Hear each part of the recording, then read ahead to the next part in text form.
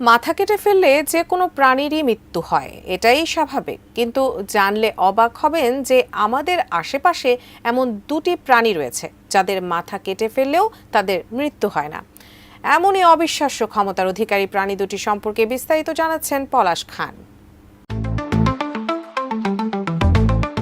বৈচিত্র্যময় এই পৃথিবীতে রয়েছে বিভিন্ন বৈশিষ্ট্যের আজব সব প্রাণী।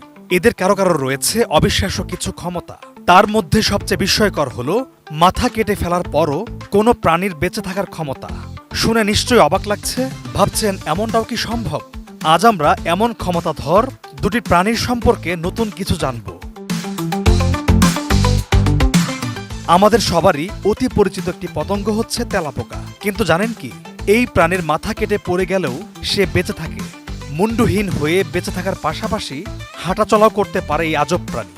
গবেষকরা জানিয়েছেন মাথা হারিয়ে অন্তত ৭ থেকে ৯ দিন পর্যন্ত বেঁচে থাকতে পারে এই প্রাণীটি।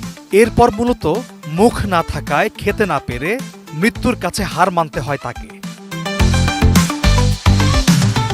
প্রাণীবিজ্ঞানীদের মতে ৫ কোটিরও বেশি বছর ধরে টিকে আছে ঠান্ডা রক্তের ৬ পা বিশিষ্ট নিশাচর এই পতঙ্গ। তেলাপোকার মাথা কেটে গেলেও গলার কাছে খুব সহজেই রক্ত জমাট বেঁধে যায়।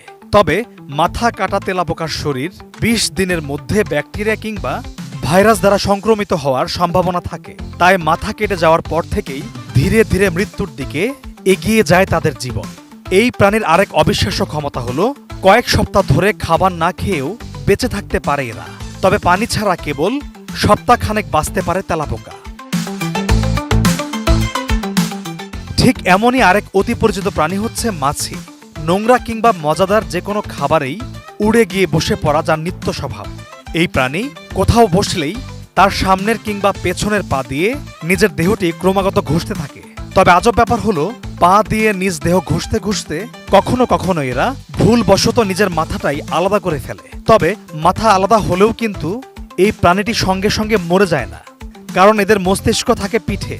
তাই মাথা ছাড়াও সর্বোচ্চ ৭ দিনের মতো বেঁচে থাকতে পারে মাছি। এতদিনের পরিচিত এই দুই প্রাণীর এমন অবিশ্বাস্য ক্ষমতা সম্পর্কে আমরা হয়তো আগে জানতাম না।